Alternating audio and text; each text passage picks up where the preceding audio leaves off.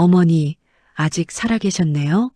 그런데 저 옆집 청년은 왜 남의 집 안방에 앉아 있는 겁니까? 항암 치료로 힘이 다 빠진 어머니가 침대에 누워 힘없이 숨을 쉬고 계셨습니다. 곡소리 대신 유산 이야기를 들고 온 큰아들 기철과 그 뒤를 따른 며느리의 눈에는 탐욕만이 가득했습니다. 한여름 떼약볕보다 뜨거운 분노가 방안을 휘감았습니다. 어머니의 이마에 땀을 닦아드리던 옆집 청년 태준이 천천히 자리에서 일어났습니다. 그의 등 뒤로 서늘한 기운이 흘렀습니다. 태준은 조심스럽게 어머니께 담요를 덮어드린 뒤 냉소를 짓고 있는 큰아들을 정면으로 응시했습니다. 태준의 목소리는 낮았지만 얼음 송곳처럼 날카로웠습니다. 당신들이 버린 그 낡은 집과 밭, 어제부로 전부 제 명의로 넘어왔습니다. 어머니의 유언에 따른 것이죠. 당신들은 이제 이 집의 주인이 아닙니다. 당장 나가주셔야겠습니다. 이야기 시작 전에 구독과 좋아요를 눌러주시면 감사하겠습니다. 여러분의 가정에 건강과 행운이 가득하시길 바랍니다. 마치 시간이 멈춘 듯 했습니다. 큰아들 기철의 얼굴이 순식간에 불그락 달아올랐습니다. 뭐라고? 4명의 이 사기꾼 새끼가. 기철의 손이 떨렸습니다. 그것은 분노 때문이 아니었습니다. 공포였습니다. 자신이 평생 노려왔던 수백억 원 가치의 땅이 한순간에 남의 손으로 넘어갔다는 사실을 받아들일 수 없었던 것입니다. 며느리는 믿을 수 없다는 듯 비명을 지르며 태준의 멱살을 잡으려 달려들었습니다. 거짓말.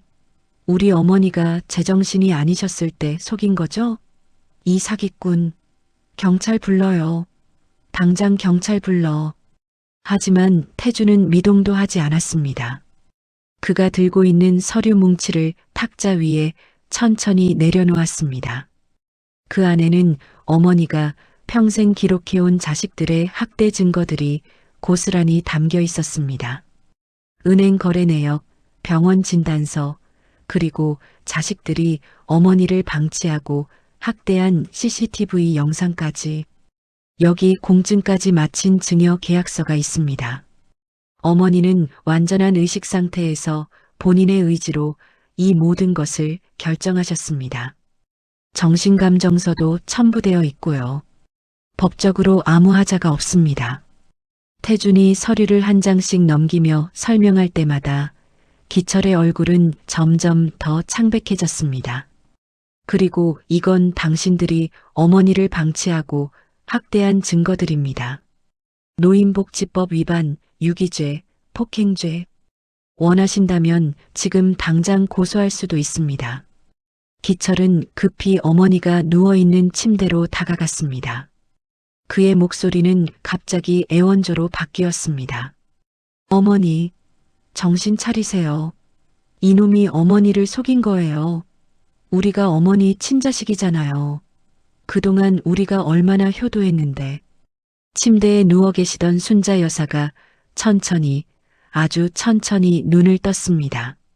그 눈빛은 더 이상 자식들을 바라보는 어머니의 눈이 아니었습니다. 차갑고 서늘하고 원망으로 가득한 눈빛이었습니다. 효도라고 했니? 순자 여사의 목소리는 떨렸지만 그 안에는 평생을 억눌러온 분노가 담겨 있었습니다. 내가 나한테 병원비가 아깝다고 했을 때, 내 통장을 빼앗으려고 했을 때, 나를 빈집에 혼자 내버려 두고 전화 한 통 없었을 때, 그게 효도였니? 어머니, 그건 오해예요. 우리도 사정이 어려워서. 닥쳐. 순자 여사의 외침에 방안이 조용해졌습니다. 병든 노인의 입에서 나온 소리라고는 믿을 수 없을 만큼 강렬했습니다. 나는 내가 태어났을 때부터 너를 위해 살았다. 내 기저귀를 빨고 내 밥을 짓고 내 학비를 벌기 위해 갯벌에서 낙지를 캤다. 내 허리가 이렇게 굽은 게 다 너 때문이야. 그런데 내가 나한테 해준 게 뭐냐? 순자 여사의 눈에서 눈물이 흘러내렸습니다. 하지만 그것은 슬픔의 눈물이 아니었습니다. 분노와 원망의 눈물이었습니다. 너희는 이제 내 자식이 아니다. 오늘부로 인연을 끊겠다. 다시는 내 앞에 나타나지 마라. 며느리가 바닥에 주저앉으며 울부짖기 시작했습니다.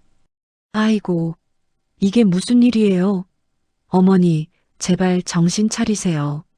우리 애들은 어떡하고요? 우리가 그 땅 팔아서 빚 갚으려고 했는데. 태준이 차갑게 웃었습니다. 빚이요? 당신들이 도박과 사치로 만든 빚을 어머니 재산으로 갚으려고 했다는 말씀이군요. 방금 그 말 녹음되었습니다. 기철이 미친 듯이 태준에게 달려들었습니다. 이 새끼가 너 때문에, 다 너 때문이야. 하지만 태준은 능숙하게 기철의 팔을 비틀어 제압했습니다. 변호사라고 하기에는 너무나 익숙한 동작이었습니다. 폭행죄로 추가 고소하시겠습니까, 어머니? 순자 여사는 고개를 끄덕였습니다. 그래라. 이제 법이 저 불효자들을 심판할 것이다. 불과 반년 전만 해도 이 집은 이토록 차갑지 않았습니다. 순자 여사는 자식들이 온다는 소식만 들어도 무릎이 아픈 줄도 모르고 시장을 돌며 고기를 사고 나무를 묻혔습니다. 심지어 항암 치료를 받으며 머리카락이 빠지는 고통 속에서도 자식들이 좋아하는 음식을 만들기 위해 주방에 서곤 했습니다. 하지만 그 정성 끝에 돌아온 것은 무엇이었습니까? 아직도 안 죽었냐는 며느리의 독설, 병원비가 아까워 어머니를 빈집에 방치한 아들의 냉혹함, 그리고 어머니의 통장과 인감을 빼앗으려는 자식들의 탐욕뿐이었습니다. 자식들이 어머니를 쓰레기처럼 버렸을 때 그 쓰레기 더미 속에서 어머니를 건져 올린 사람은 피 한 방울 섞이지 않은 옆집 청년 태준이었습니다. 태준은 매일 아침 어머니의 약을 챙겨드렸습니다. 어머니가 토하실 때마다 등을 쓰다듬어 드렸습니다. 밤마다 악몽에 시달리는 어머니의 손을 꼭 잡아드렸습니다. 항암 치료를 받으러 가는 날에는 새벽같이 일어나 차를 몰고 병원까지 모셔다 드렸습니다. 그는 왜 남의 집 어머니를 친어머니보다 더 극진히 모셨던 것일까요? 그리고 어머니는 왜 자신의 전부였던 재산을 이 청년에게 넘긴 것일까요? 태준아. 순자 여사가 떨리는 손으로 태준을 불렀습니다. 태준이 어머니 곁으로 다가가 무릎을 꿇고 앉았습니다. 네, 어머니. 고맙다. 내가 아니었으면 나는 이미 죽었을 거다. 어머니, 그런 말씀 마세요. 아니야. 나는 알아. 내가 얼마나 많은 눈물을 흘렸는지, 얼마나 많은 밤을 울며 지새웠는지, 그 모든 것을 내가 지켜봤잖니. 순자 여사의 손이 태준의 뺨을 쓰다듬었습니다. 너는 내 배로 낳은 자식보다 더 낳은 아들이야. 이제부터 너를 내 아들이라고 불러도 되겠니? 태준의 눈에서 눈물이 흘러내렸습니다. 어머니. 그 광경을 지켜보던 기철이 이를 갈며 소리쳤습니다. 역겹네. 정말 역겹다고. 이게 다 연극이지? 저 사기꾼 놈이 짜고 치는 고스톱이라고. 태준이 천천히 일어나 기철을 바라보았습니다. 그의 눈빛이 변했습니다. 더 이상 친절한 이웃이 아니었습니다. 냉혹한 사냥꾼의 눈빛이었습니다. 연극이라고요? 좋습니다. 그럼 진짜 쇼를 보여드리지요. 태준이 노트북을 열었습니다. 화면에는 기철의 비밀 계좌 내역이 떠올랐습니다. 강기철 씨, 당신은 지난 5년간 회사 자금 12억 원을 횡령했습니다. 그리고 그 돈으로 불법 도박을 했고요. 여기 증거가 다 있습니다. 기철의 얼굴이 창백해졌습니다. 어떻게 그걸? 그리고 며느리분은 대부업체에서 3억 원을 빌려 주식 투자를 하다가 날렸죠. 지금 이자만 매달 500만 원씩 나가고 있고요. 며느리가 비명을 질렀습니다. 당신이 우리를 조사했다는 거예요? 이게 사생활 침해 아니에요? 침해요? 어머니를 학대하고 재산을 가로채려는 범죄자들을 조사하는 게 침해입니까? 오히려 제가 고소해야 할 사람은 당신들입니다. 태준이 서류 몇 장을 더 꺼냈습니다. 여기 어머니를 폭행하고 학대한 증거들입니다. CCTV 영상, 병원 진단서, 목격자 진술서. 원하신다면 지금 당장 경찰을 부르겠습니다. 기철이 무릎을 꿇었습니다. 제발, 제발 한 번만 봐주세요. 우리도 먹고 살아야 해요. 애들도 키워야 하고, 먹고 살아야 한다고요? 태준의 목소리가 차갑게 식었습니다. 어머니는 암 투병을 하시면서도 혼자 살아남으려고 발버둥 치셨습니다. 자식들이 외면하는 동안에도 말입니다. 당신들은 어머니가 죽기만을 기다렸잖아요. 그건 이제 당신들이 어떤 기분인지 알겠습니까? 아무도 도와주지 않는 절망감이 어떤 건지 말입니다. 태준이 대문을 열었습니다. 나가세요. 다시는 이 집에 발도 들여놓지 마십시오. 만약 다시 오신다면 그때는 법적 조치를 취하겠습니다. 기철과 며느리가 비틀거리며 집을 나섰습니다. 대문이 닫히는 소리가 마치 관 뚜껑이 닫히는 소리처럼 무겁게 울렸습니다. 방 안에는 다시 정적이 흘렀습니다. 순자 여사가 힘없이 웃었습니다. 이제 시작이구나. 저 아이들이 나를 얼마나 더 괴롭힐지. 걱정 마세요, 어머니. 제가 지켜드리겠습니다. 태준이 어머니의 손을 꼭 잡았습니다. 때는 6개월 전으로 거슬러 올라갑니다. 세상의 모든 어머니가 그렇듯 박순자 여사에게도 자식은 목숨보다 귀한 존재였습니다. 허리가 기역자로 굽도록 갯벌에서 낙지를 파고 남의 집 잔칫날에 불려다니며 설거지물을 뒤집었어도 자식들 입에 들어가는 흰 쌀밥만 보면 배가 불렀던 사람입니다. 그녀는 새벽 4시면 어김없이 일어났습니다. 시장에 가서 가장 신선한 재료를 골랐습니다. 자식들이 좋아하는 음식을 만들기 위해서였습니다. 큰아들 기철이는 된장찌개에 두부를 넣어야 한다고 했고 며느리는 나물에 참기름을 듬뿍 넣어야 한다고 했습니다. 둘째 딸은 고기를 좋아했습니다. 순자 여사는 자식들의 모든 취향을 기억하고 있었습니다. 그것이 어머니의 사랑이라고 믿었으니까요. 하지만 3년 전 그녀의 인생에 암이라는 재앙이 찾아왔습니다. 위암 3기입니다. 빨리 수술을 받으셔야 합니다. 의사의 말에 순자 여사는 세상이 무너지는 것 같았습니다. 하지만 그녀가 제일 먼저 한 일은 자식들에게 전화하는 것이었습니다. 기철아, 엄마가 많이 아프다. 병원에 좀 와줄 수 있겠니? 전화기 너머로 들려온 것은 짜증 섞인 한숨이었습니다. 엄마, 지금 회사 일 바빠요. 다음 주에 갈게요. 다음 주는 오지 않았습니다. 그 다음 주도 그 다음 달도 오지 않았습니다. 순자 여사는 혼자 병원을 찾았습니다. 수술 동의서에 혼자 도장을 찍었습니다. 수술실에 들어갈 때도 혼자였습니다. 마취가 풀린 후 깨어났을 때도 곁에는 아무도 없었습니다. 간호사가 안타까운 표정으로 물었습니다. 보호자분은 안 오셨어요? 곧 올 거예요. 우리 아들이 바빠서 그래요. 서울에서 큰 회사 다니거든요. 순자 여사는 애써 웃으며 대답했습니다.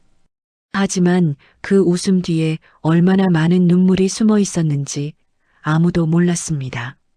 수술 후 일주일이 지나서야 큰아들 기철이 병원에 나타났습니다.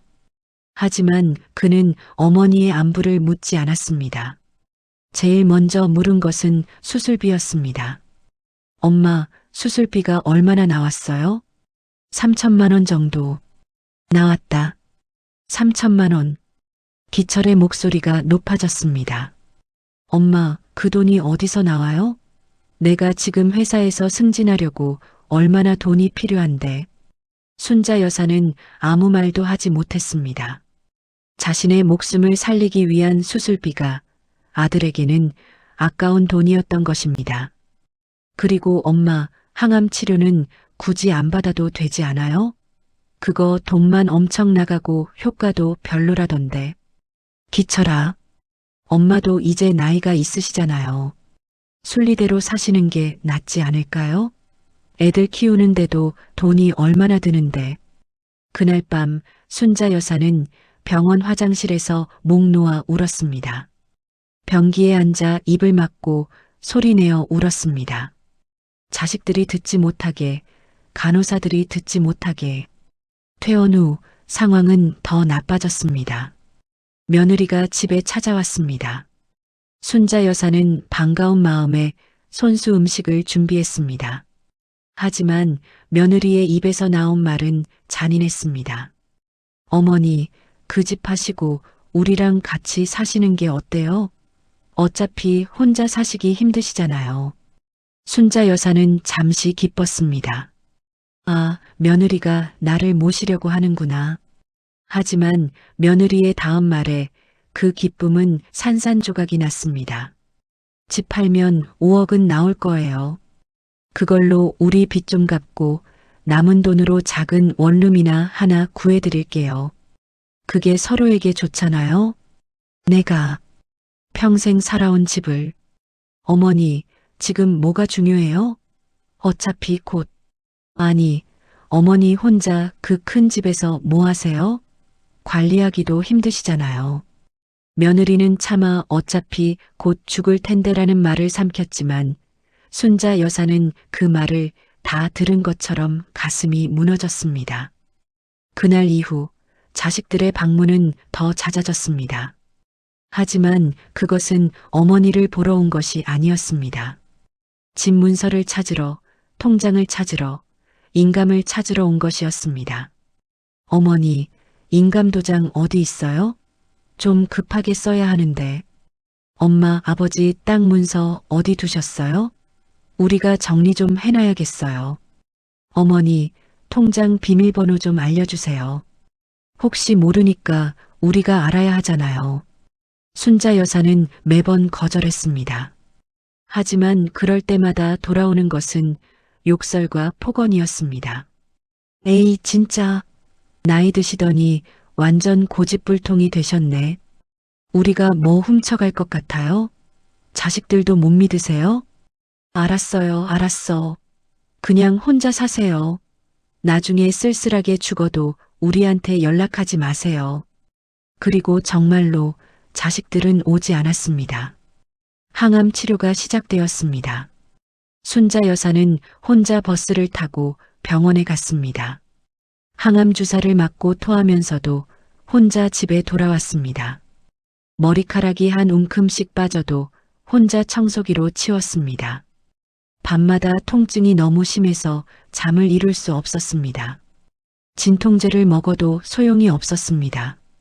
순자 여사는 베개를 안고 울었습니다. 왜 나는 이렇게 외로울까?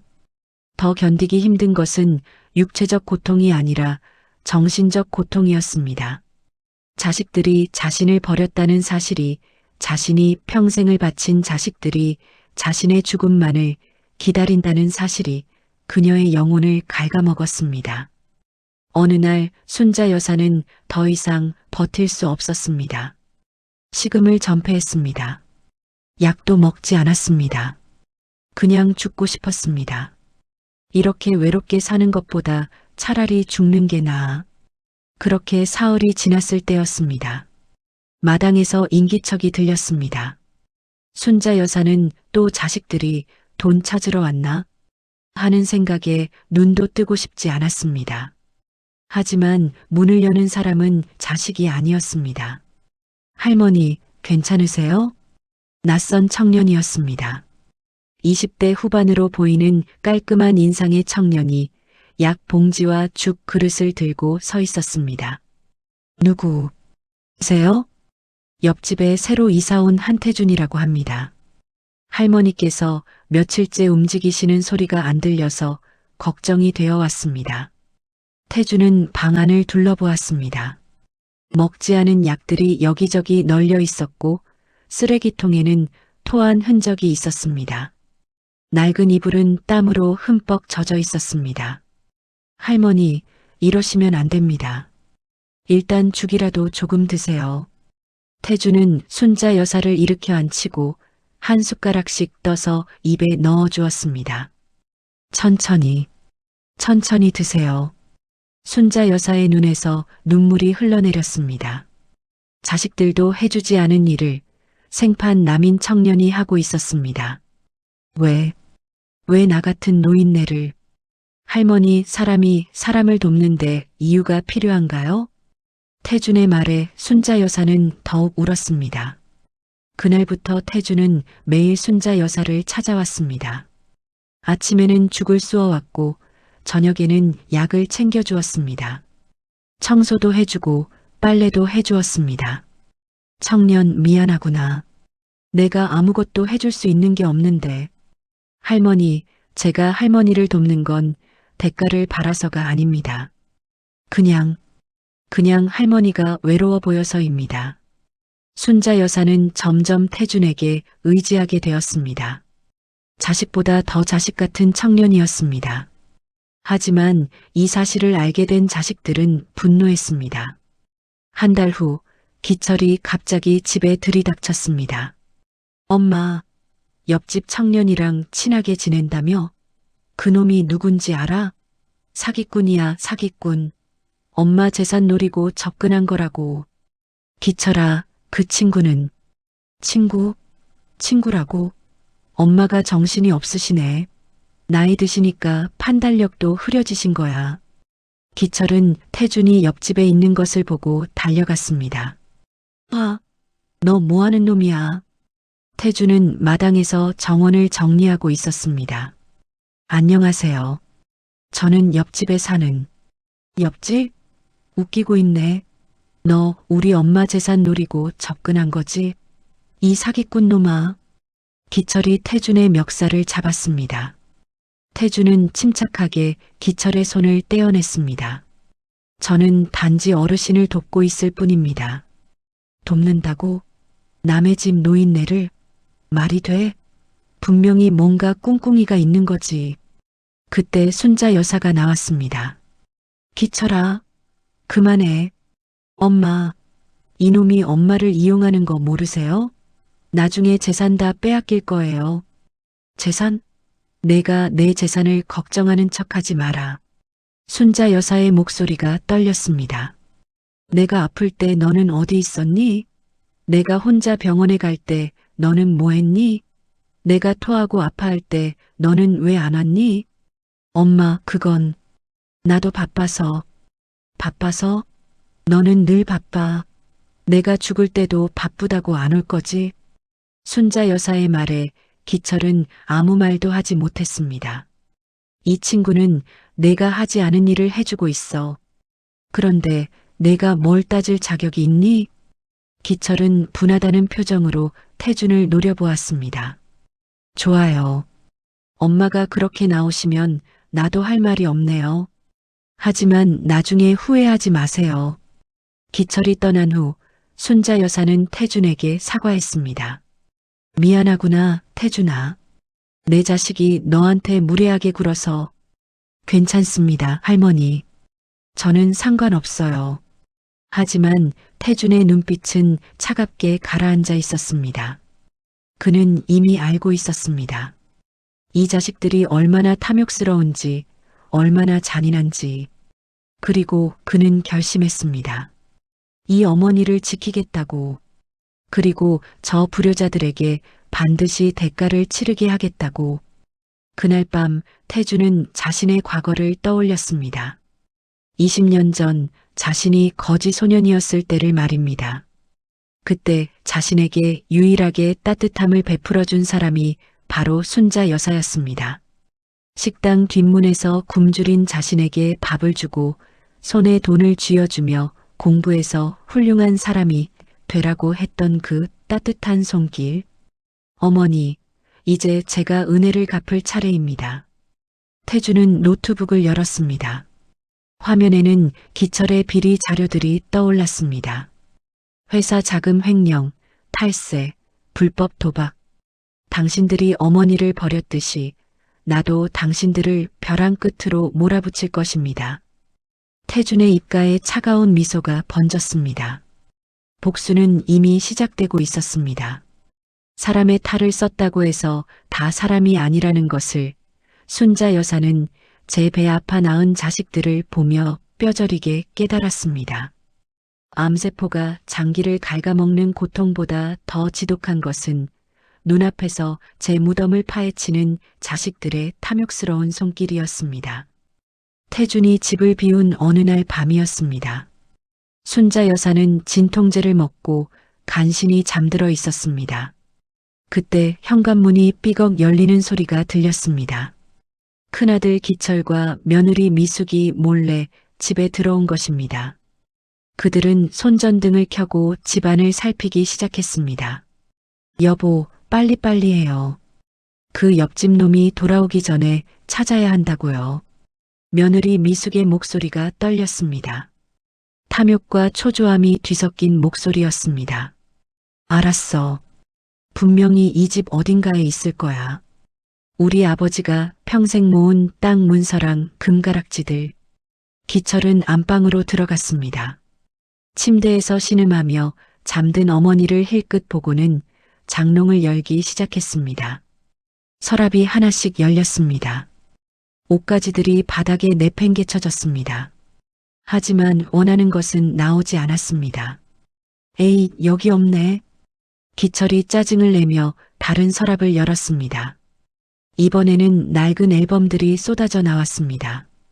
어린 시절 가족 사진들, 돌잔치 사진들. 이딴 거 봐서 뭐해? 기철은 앨범을 바닥에 던졌습니다. 사진들이 사방으로 흩어졌습니다. 그 소리에 순자 여사가 잠에서 깼습니다. 누구냐? 엄마, 나야. 기철이 손전등을 어머니 얼굴에 비쳤습니다. 순자 여사는 눈을 가리며 몸을 일으켰습니다. 기철아, 이 밤중에 왜? 엄마, 인감도장 어디 있어요? 그리고 땅 문서. 기철의 목소리가 날카로웠습니다. 더 이상 아들의 목소리가 아니었습니다. 도둑의 목소리였습니다. 무슨 소리냐? 시간 없어요. 빨리 내놔요. 며느리 미숙이 방으로 들어왔습니다. 그녀는 어머니가 아끼던 자개함을 뒤지기 시작했습니다. 여기 있을 거예요. 자개함이 바닥에 떨어졌습니다. 그 안에서 베넷 저고리, 유치원 상장, 낡은 가족 사진들이 쏟아져 나왔습니다. 아이씨, 쓸데없는 것들만 있네. 미숙이 그것들을 발로 차버렸습니다. 순자 여사가 평생 보물처럼 간직해온 추억들이 쓰레기처럼 버려지는 순간이었습니다. 하지 마라. 그것들은. 순자 여사가 침대에서 내려오려다 비틀거렸습니다. 항암 치료의 부작용으로 다리에 힘이 없었습니다. 엄마, 정신 좀 차려봐요. 이런 거 모아봐야 뭐해요? 돈이 되는 것 좀 내놔요. 기철이 어머니를 침대에 다시 앉혔습니다. 그의 소나기에 힘이 들어갔습니다. 아파. 기철아, 아프다. 아프긴 뭐가 아파요. 엄마가 우리 아프게 하잖아요. 사업자금 급한 거 알면서 왜 안 도와주는 거예요?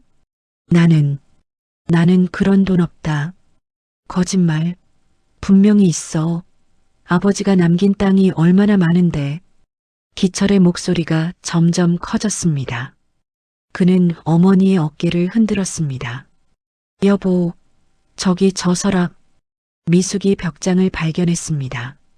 그 안에는 낡은 나무 상자가 있었습니다. 이거다. 분명히 여기에. 미숙이 상자를 열었습니다. 하지만 그 안에 있던 것은 땅 문서가 아니라 자식들이 어렸을 때 쓴 편지들이었습니다. 엄마 사랑해요. 엄마 생일 축하해요. 엄마는 세상에서 제일 예뻐요.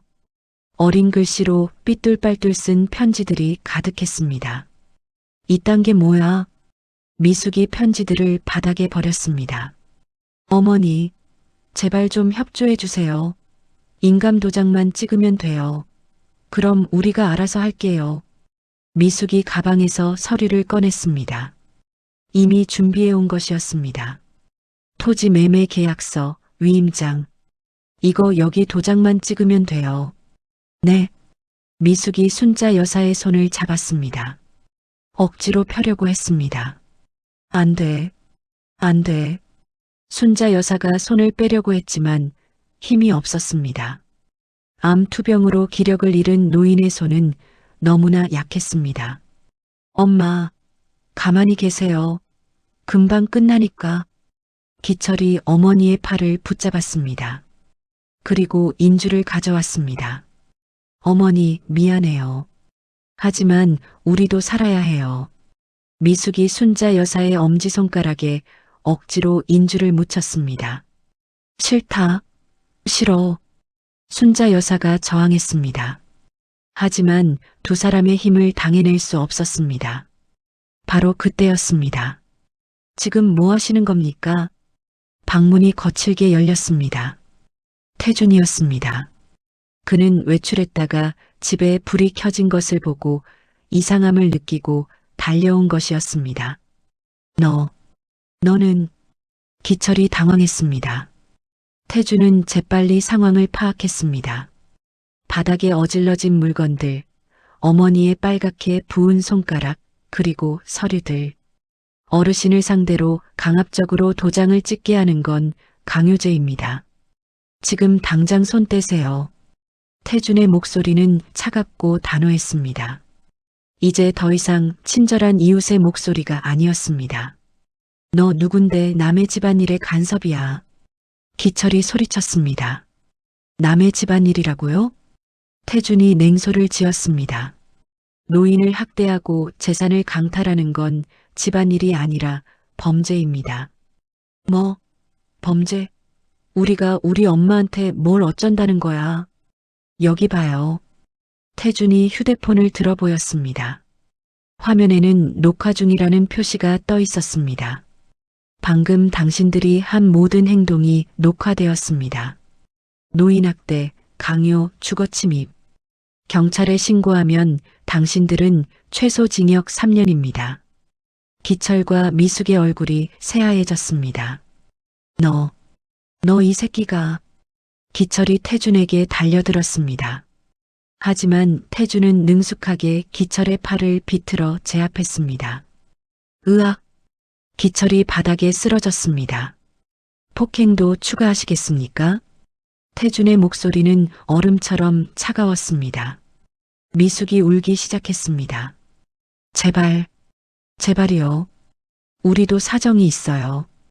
빚이 너무 많아서, 애들 학원비도 없어서, 그게 어르신을 해칠 이유가 됩니까? 태준이 순자 여사에게 다가갔습니다. 어머니, 괜찮으세요? 순자 여사는 떨리는 손으로 태준의 손을 잡았습니다. 눈물이 주르륵 흘러내렸습니다. 태준아, 걱정 마세요. 제가 여기 있습니다. 태준이 어머니를 안심시킨 후 다시 기철과 미숙을 바라보았습니다. 당장 나가세요. 안 그러면 정말로 경찰에 신고하겠습니다. 우리 엄마인데 우리가 왜 나가? 기철이 소리쳤지만 그의 목소리는 떨리고 있었습니다. 어머니께서 원하시면 지금 당장 접근금지 명령을 신청할 수 있습니다. 그럼 당신들은 이 집 100m 안에도 못 옵니다. 태준의 말에 기철은 할 말을 잃었습니다. 좋아. 가면 되잖아. 가면. 기철이 비틀거리며 일어났습니다. 하지만 나가기 전에 그는 거실을 둘러보았습니다. 장식장에 놓인 은수저 세트가 눈에 띄었습니다. 순자 여사가 결혼할 때 받은 은수저였습니다. 기철은 재빨리 그것을 챙겼습니다. 미숙도 거실 서랍을 뒤져 현금 몇만 원을 챙겼습니다. 이것들이라도 가져가야지. 당신들, 태준이 막으려 했지만 두 사람은 이미 현관문 밖으로 달아났습니다. 도둑놈들, 도둑놈들. 차 안에서도 그들의 고함 소리가 들렸습니다. 아, 진짜. 시간만 낭비했네. 여보, 그래도 은수저는 건졌잖아요. 저거 팔면 100만 원은 받을 거예요. 100만 원? 그까짓 게 뭐가 대수야. 우리 빚이 얼만데. 차 소리가 멀어졌습니다. 방 안에는 다시 정적이 흘렀습니다. 태주는 어질러진 방을 둘러보았습니다. 바닥에 흩어진 사진들, 찢어진 편지들, 깨진 자개함. 어머니, 순자 여사는 바닥에 떨어진 어린 기철의 사진을 주었습니다. 사진 속의 기철은 환하게 웃고 있었습니다. 이 아이가 이렇게 될 줄은 몰랐어. 순자 여사의 목소리가 떨렸습니다. 내가 뭘 잘못한 걸까? 어머니 잘못이 아닙니다. 태준이 어머니를 일으켜 침대에 앉혔습니다. 사람은 누구나 선택을 합니다. 저 사람들은 탐욕을 선택했습니다. 그건 어머니 책임이 아닙니다. 태준은 바닥에 떨어진 물건들을 하나씩 주워 담았습니다. 찢어진 편지들도 조심스럽게 모았습니다. 이것들은 어머니의 소중한 추억입니다. 제가 잘 보관해 드리겠습니다. 순자 여사는 태준을 바라보았습니다. 자식보다 더 자식 같은 이 청년을. 태준아, 고맙다. 정말 고맙다. 태준은 어머니의 손을 잡았습니다. 어머니, 이제 결정을 하셔야 합니다. 결정? 저 사람들은 또 올 겁니다. 그리고 더 나쁜 짓을 할 겁니다. 어머니를 지키려면 법적인 조치가 필요합니다. 순자 여사는 한참을 침묵했습니다. 법적인 조치라면, 네, 재산을 보호하고 어머니를 보호하는 겁니다. 제가 도와드리겠습니다. 하지만 저들은 내 자식인데, 어머니. 태준의 목소리가 단호해졌습니다. 자식이라는 이름으로 어머니를 해치는 사람들입니다. 그들에게 더 이상 기회를 주시면 안 됩니다. 순자 여사의 눈에서 눈물이 흘러내렸습니다. 알았다. 알았어. 내 말대로 하자. 그날 밤 태준은 자신의 방으로 돌아왔습니다. 노트북을 열었습니다. 화면에는 기철의 비리 자료들이 가득했습니다. 회사 자금 횡령 12억 원, 불법 도박 빚 8억 원, 탈세 5억 원. 강기철 씨, 당신은 어머니의 재산만 노린 게 아니군요. 당신 자신이 이미 범죄자였어요. 태준의 손가락이 키보드 위를 움직였습니다. 이메일이 작성되었습니다. 수신자는 검찰청 금융범죄조사부였습니다. 어머니, 조금만 참으세요. 저들이 흘리게 될 눈물은 어머니가 흘린 눈물보다 수만 배는 더 쓰고 고통스러울 겁니다. 제가 약속합니다.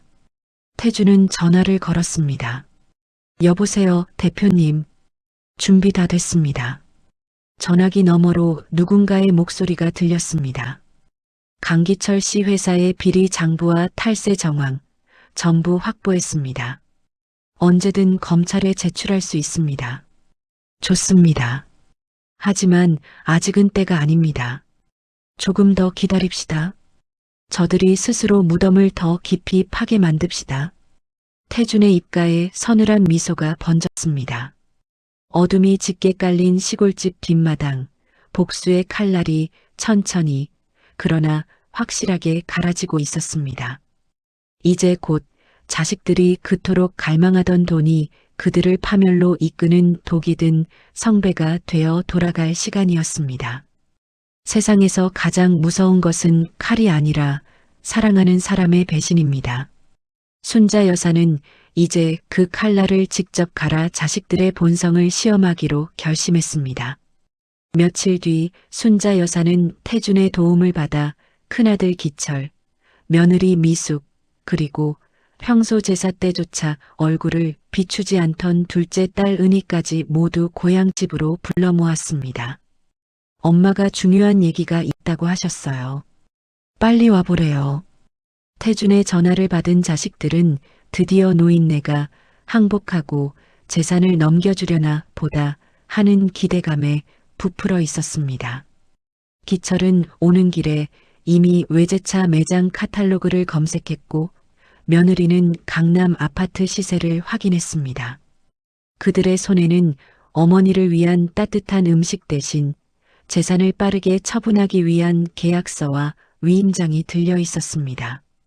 어머니, 정말 잘 생각하셨어요. 기철이 현관문을 열자마자 환하게 웃으며 말했습니다. 그 낡은 집 지키고 있어봐야 세금만 나가죠. 빨리 정리해서 우리랑 서울 가요. 거기 가면 좋은 요양병원이 얼마나 많은데요.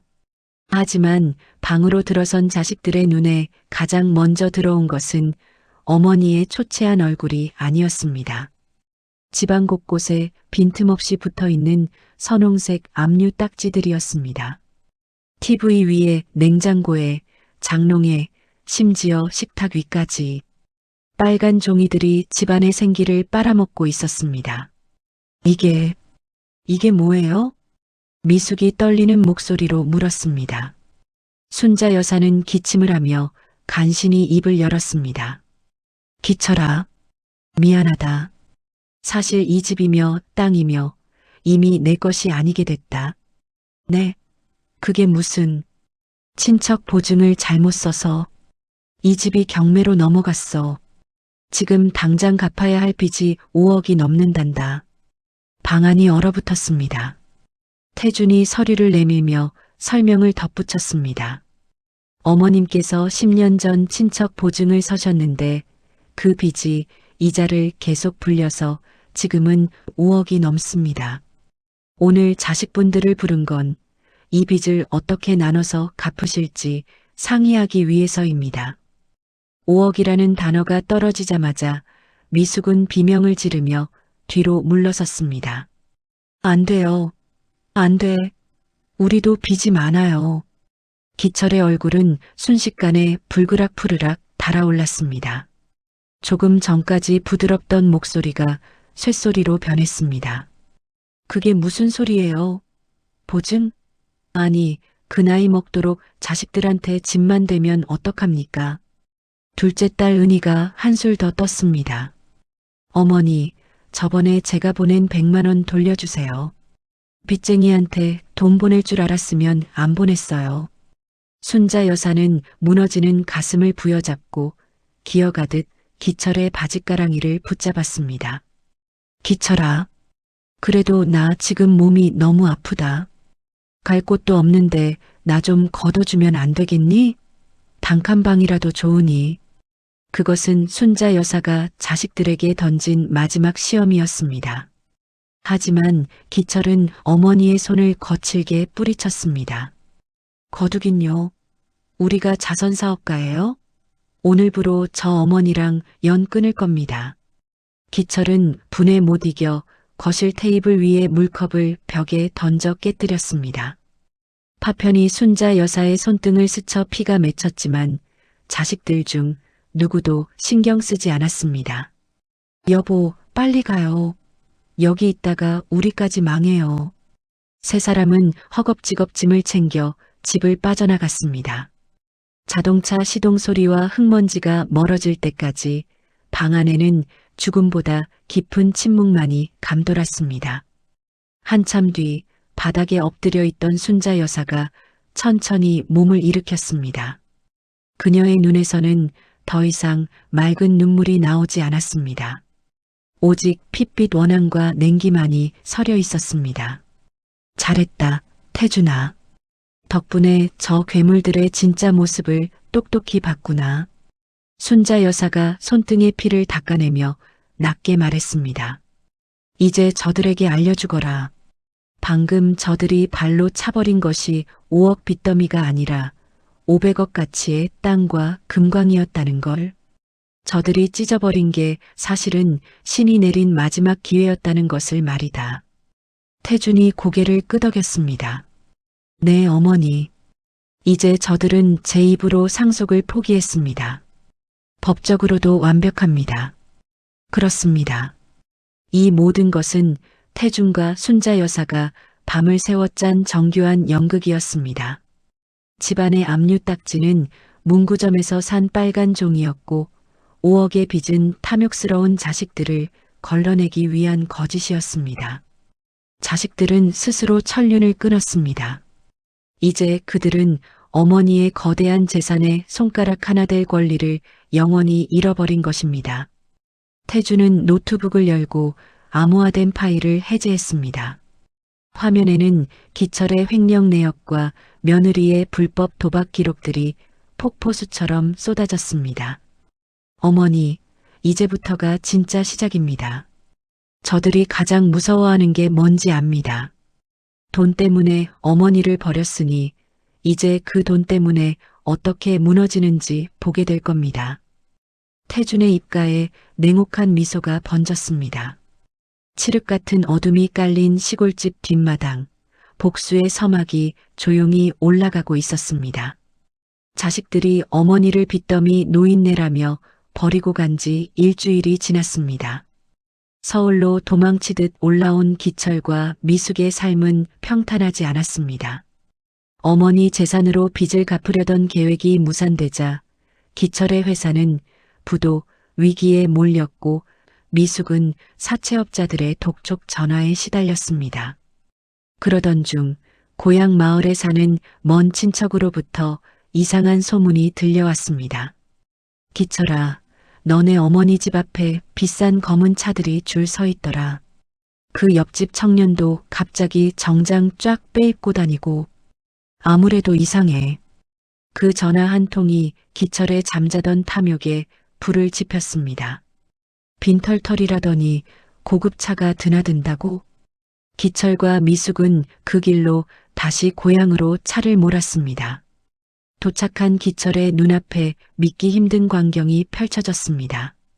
낡은 집 마당에 번쩍이는 검은 세단 2대가 서 있었고 정장을 입은 사람들이 어머니를 모시고 차에 태우려 하고 있었습니다. 일주일 전만 해도 죽어가던 노모는 깨끗한 한복을 입고 태준의 부축을 받으며 차로 향하고 있었습니다. 이게 뭐야? 야, 한태준. 너 지금 우리 엄마 어디로 데려가는 거야? 기철이 차에서 내려 달려들었습니다. 미숙도 차 앞을 가로막으며 소리쳤습니다. 사기꾼, 우리 어머니 납치하는 거예요? 이 차들은 다 뭐고?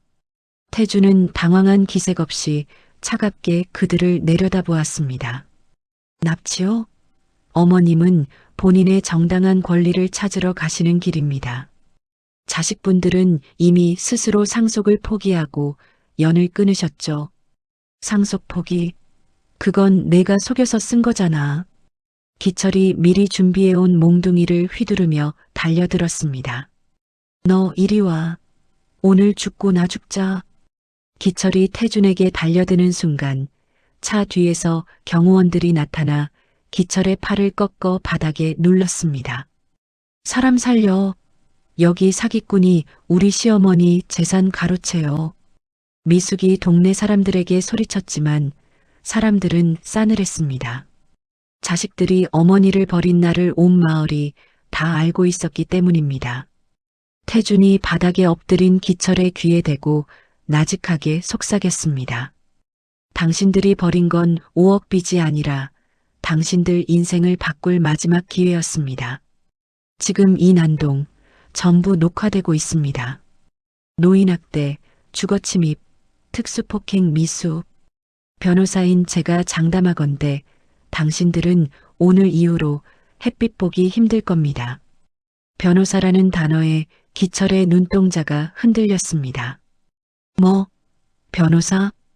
그때 차 뒷좌석의 순자 여사가 창문을 내렸습니다. 그녀의 눈에는 눈물 대신 얼음보다 차가운 증오가 맺혀 있었습니다. 기철아, 내가 나를 버렸을 때 너는 돈을 선택했다. 이제 그 돈이 너를 어떻게 파멸시키는지 똑똑히 지켜봐라. 나는 이제 내 어미가 아니다. 경호원들이 기철과 미숙을 대문 밖으로 내보냈습니다.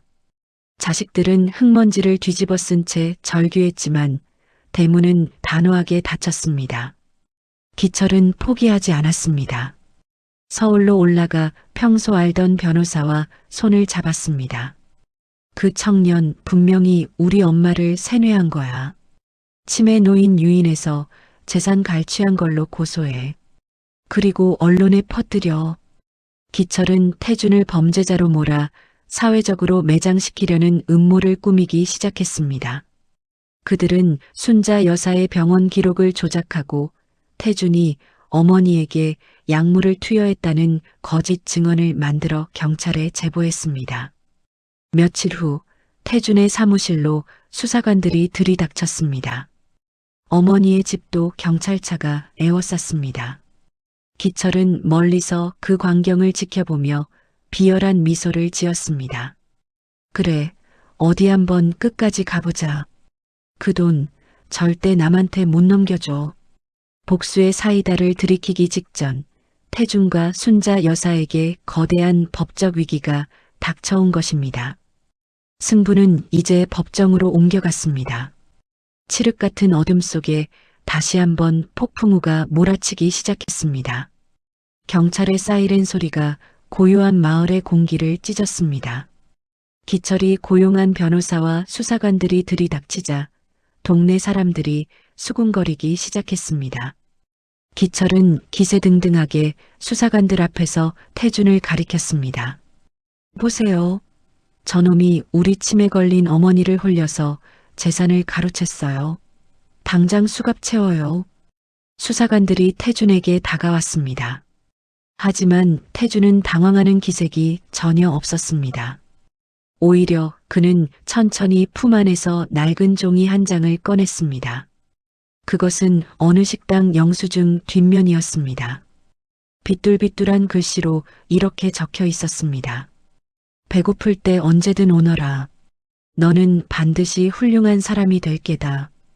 태준은 그 종이를 기철의 눈앞에 들이밀며 낮지만 힘 있는 목소리로 말했습니다. 강기철 씨, 당신은 기억 못하겠지만 저는 20년 전 이 집 마당에서 당신들에게 돌팔매질 당하며 쫓겨난 그 거지 소년입니다. 방안이 순식간에 조용해졌습니다. 기철의 눈동자가 흔들렸습니다. 20년 전 어머님이 식당 일을 하실 때 저는 늘 뒷문에서 남은 밥을 얻어먹던 고아였습니다. 당신들은 저를 냄새나는 거지라며 괴롭혔죠.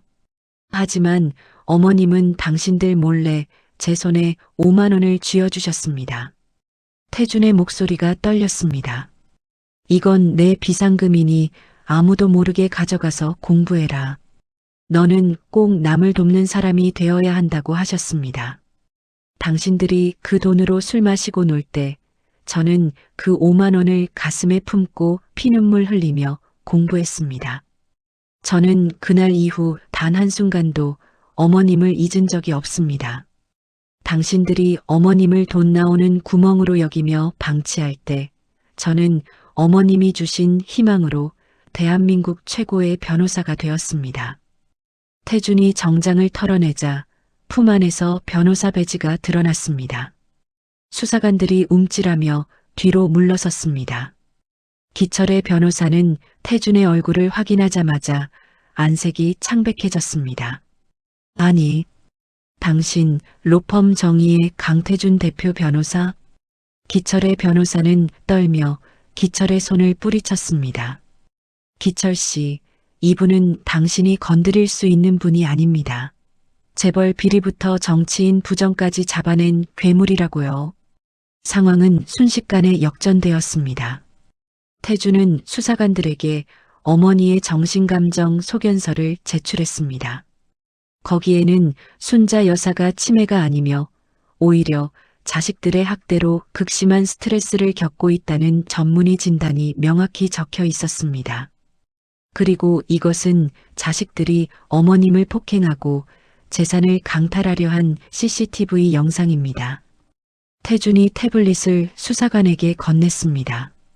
화면에는 기철이 어머니의 손가락을 억지로 펴며 도장을 찍으려는 장면, 며느리가 어머니에게 욕설을 퍼붓는 장면이 고스란히 담겨 있었습니다.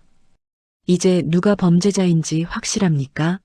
어머님을 유괴한 건 제가 아니라 당신들의 탐욕이 어머님의 영혼을 유괴한 겁니다. 그 순간 안방 문이 열리고 순자 여사가 걸어 나왔습니다. 그녀는 더 이상 가련한 노인이 아니었습니다. 기철아, 내가 내 아들이라고 했느냐? 순자 여사의 목소리는 단호했습니다. 내 아들은 20년 전 내 손에 쥐어준 5만 원의 가치를 아는 저 아이뿐이다. 너희는 내 배에서 나왔을지언정 내 마음에서는 이미 죽었다. 순자 여사의 선언에 며느리는 바닥에 주저앉아 통곡했습니다. 하지만 그것은 반성이 아니라 날아간 돈에 대한 미련의 비명이었습니다. 수사관이 기철에게 다가왔습니다. 강기철 씨, 허위 고소 및 무고죄로 동행해야겠습니다. 그리고 여기 나온 폭행 영상은 별도로 조사하겠습니다. 안 돼요. 안 돼. 기철이 미친 듯이 발버둥 쳤지만 수갑이 그의 손목에 채워졌습니다. 하늘에서 먹구름이 걷히고 한 줄기 빛이 태준과 순자 여사를 비추었습니다. 20년 전 국밥 한 그릇과 5만 원으로 시작된 인연이 이제 거대한 복수의 파도가 되어 불효자들을 무너뜨리고 있었습니다. 태주는 어머니의 손을 꼭 잡으며 속삭였습니다. 어머니, 이제 다 끝났습니다. 이제는 제가 어머니의 집이 되어드리겠습니다. 일주일 뒤 도심 한복판의 대형 법정 앞은 취재진과 구경꾼들로 인산인해를 이뤘습니다. 암투병 노모를 벌인 비정한 자식들과 500억 재산이라는 자극적인 기사가 연일 포털을 도배했기 때문입니다. 큰아들 기철과 며느리 미숙은 자신들이 꾸며낸 거짓 선동이 오히려 올가미가 될 줄 모른 채 마지막 승부수를 던지기 위해 법정으로 들어섰습니다. 저 사람은 사기꾼입니다. 우리 어머니가 제정신이 아닐 때 서류를 조작한 거예요. 기철은 재판장 앞에서 절규했습니다. 며느리는 손수건으로 가짜 눈물을 닦으며 비극의 주인공 연기를 펼쳤습니다. 방청석의 시니어 관객들 눈빛에도 의구심이 교차하던 그 순간이었습니다. 태준이 법복을 입고 어머니의 대리인 자격으로 당당히 일어섰습니다. 그의 손에는 두꺼운 파일이 들려 있었습니다. 기철 씨, 당신은 아까 우리 가족이 아무 문제 없었다고 하셨죠? 그럼 이 영상을 보시죠. 법정 중앙의 대형 화면에 영상이 재생되었습니다. 태준이 어머니 집 거실 구석에 설치했던 고화질 CCTV 화면이었습니다. 화면 속 기철은 신음하는 어머니의 멱살을 잡고 빨리 도장 찍어. 죽을 때 돈 싸가지고 갈 거야? 라며 고함을 지르고 있었습니다. 며느리는 어머니가 아끼던 약 봉지를 쓰레기통에 버리며 이런 비싼 약 먹어봐야 뭐해요? 그냥 빨리 가시는 게 애들 돕는 거예요 라며 침을 뱉었습니다. 법정 안은 순식간에 경악 섞인 탄식으로 가득 찼습니다. 세상에 저게 사람 자식이냐? 천벌 받을 놈들. 방청석에서 고성이 터져 나왔습니다. 기철의 얼굴은 흑빛으로 변했습니다. 하지만 태주는 멈추지 않았습니다. 재판장님, 여기 기철 씨가 운영하는 건설사의 이중 장부와 탈세 증거를 제출합니다. 서류 뭉치가 재판장 앞에 놓였습니다. 어머니의 치료비를 아깝다며 내팽개친 그 돈으로 기철 씨는 불법 도박장을 드나들었고 며느리는 해외 명품 쇼핑에 수억을 쏟아부었습니다. 어머니가 암투병으로 고통받을 때 이들은 어머니의 고통을 환전해 유흥비로 썼습니다. 태준의 목소리는 법정을 울릴 정도로 매서웠습니다. 기철의 변호사는 이미 고개를 숙인 채 서류로 얼굴을 가렸습니다. 태준은 마지막으로 순자 여사가 작성하고 공증까지 마친 유언장을 펼쳐들었습니다. 어머니 박순자 여사님은 말씀하셨습니다. 내 몸에서 난 자식들이 내 심장을 도려냈을 때 나를 다시 살게 한 것은 피 한 방울 섞이지 않은 타인의 따뜻한 손길이었다. 이에 박순자 여사는 본인 소유의 모든 재산을 사회복지재단과 태준 변호사에게 신탁하며 친자식들에게는 단 1원의 상속도 금지한다는 명확한 의사를 밝히셨습니다. 재판장의 망치 소리가 3번 울렸습니다. 피고인 강기철, 오미숙의 주장은 근거가 없으므로 기각한다. 제출된 증거에 따라 자식들의 상속권 박탈을 인정하며 노인학대 및 횡령 혐의로 검찰 수사를 의뢰한다. 망치 소리와 함께 기철은 다리에 힘이 풀려 바닥에 주저앉았습니다. 어머니, 제가 잘못했어요. 한 번만 용서해 주세요. 며느리가 순자 여사에게 기어갔지만 법정 가드들에게 가로막혔습니다. 그때 법정 문이 열리고 순자 여사가 휠체어를 탄 채 들어왔습니다. 그녀는 자신을 붙잡으려 울부짖는 자식들을 차갑게 내려다보았습니다. 너희가 내 아들이라고 했느냐? 순자 여사의 목소리는 얼음처럼 차가웠습니다. 내가 너희를 위해 흘린 눈물이 바다를 이뤄도 너희가 오늘 흘리는 그 탐욕의 눈물 한 방울만 못하구나. 법은 너희를 감옥으로 보내겠지만 나는 너희를 내 기억 속에서 영원히 지워버리겠다. 그것이 내가 너희에게 주는 마지막 유산이다. 순자 여사의 말은 자식들 심장에 박힌 마지막 사형 선고였습니다. 자식들이 수갑을 찬 채 경찰에게 끌려나갈 때 태주는 어머니의 휠체어를 밀며 법정을 나섰습니다. 수많은 카메라 플래시가 터졌지만 두 사람의 뒷모습은 그 어느 때보다 평온하고 당당했습니다. 돈 때문에 천륜을 저버린 자들이 돈 때문에 모든 것을 잃고 나락으로 떨어지는 순간이었습니다. 이것은 단순한 승리가 아니라 잊혀가던 인과응보의 가치가 다시금 세상을 깨우는 엄중한 심판이었습니다. 법정에서의 1심 판결은 자식들에게 유산 상속권이 없음을 명확히 선언했습니다. 하지만 탐욕의 눈먼 기철과 미숙은 포기하지 않았습니다. 불구속 상태로 풀려나자마자 그들은 마지막 발악을 위해 어머니의 고향집으로 향했습니다.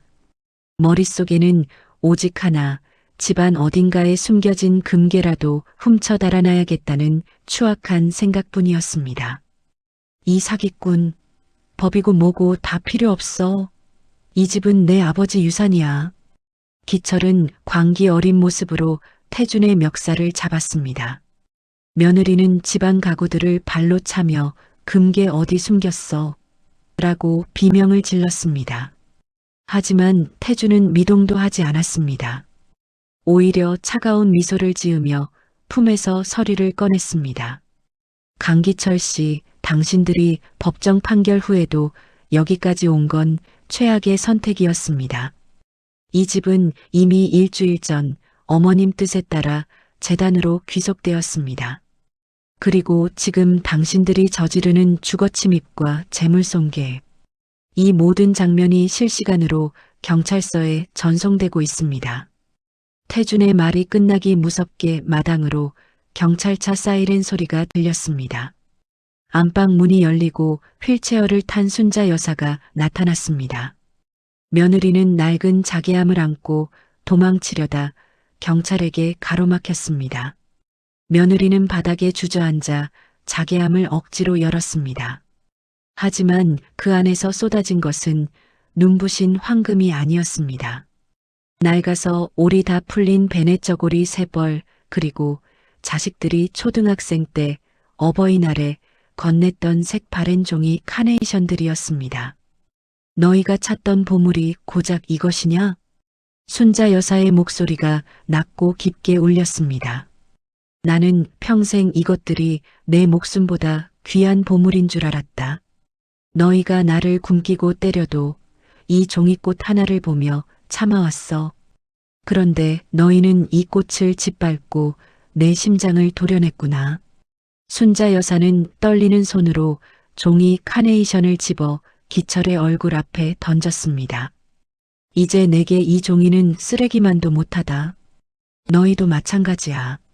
내 인생에서 너희를 오늘부로 완전히 지우겠다. 이 집에서 나가는 건 태준이가 아니라 바로 너희들이다. 경찰의 손에 이끌려 나가는 기철과 미숙의 비명이 동네 어귀까지 울려 퍼졌습니다. 그들은 마지막 순간까지도 잘못을 비는 대신 서로의 탓만 했습니다. 그들의 추악한 목소리는 멀어지는 사이렌 소리에 묻혀 영원히 사라졌습니다. 그로부터 1년 뒤 눈부신 봄이 찾아왔습니다.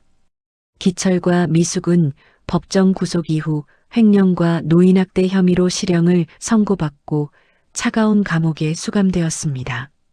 그들이 그토록 갈구하던 돈은 소송 비용과 추징금으로 한 푼도 남지 않았습니다.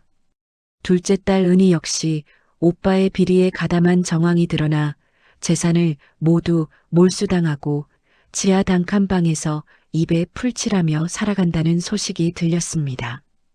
돈 때문에 천륜을 저버린 자들의 비참하고도 당연한 결말이었습니다. 반면 순자 여사의 고향 집 마당에는 노란 산수유꽃이 흐드러지게 피었습니다. 이제 더 이상 옆집 청년이 아닌 순자 여사의 수양아들이자 든든한 보호자가 된 태주는 매일 아침 어머니의 휠체어를 밀며 산책을 나섭니다. 어머니, 오늘 날씨 참 좋습니다. 재단에서 운영하는 장학금 받은 아이들이 감사 편지를 이만큼이나 보냈어요. 태준의 목소리에는 20년 전 그 고아 소년의 순수함과 성공한 변호사의 든든함이 동시에 묻어 있었습니다. 순자 여사는 태준의 손을 따뜻하게 맞잡으며 인자하게 웃었습니다. 암세포는 기적처럼 성장을 멈췄고 그녀의 얼굴에는 평생 자식들 뒤치다꺼리하며 지어보지 못한 평온한 미소가 자리 잡았습니다. 순자 여사는 태준이 선물한 새 안경을 고쳤으며 마당 너머를 바라보았습니다. 그곳에는 그녀의 유산으로 세워진 순자 장학재단 건물이 당당하게 서 있었습니다. 돈이 사람을 죽이는 독이 아니라 사람을 살리는 약이 될 수 있음을 그녀는 태준을 통해 세상에 증명하고 있었습니다. 태준아, 나는 이제야 진짜 인생을 사는 것 같구나. 피를 나눈 자식은 나를 버렸지만 마음을 나눈 내가 나를 다시 살게 했어. 고맙다, 내 아들아. 태준은 어머니의 어깨에 담요를 갈무리해주며 대답했습니다. 아니요, 어머니. 20년 전 그 따뜻한 국밥 한 그릇이 저를 살린 겁니다. 저는 그저 어머니가 심으신 사랑을 되돌려드리는 것뿐입니다. 두 사람의 그림자가 봄볕 아래 길게 늘어지고 따스한 바람이 스쳐 지나갔습니다. 시청해 주셔서 감사합니다. 구독과 좋아요는 더 좋은 이야기를 만드는 큰 힘이 됩니다. 여러분의 가정에 건강과 행복이 가득하시길 바랍니다.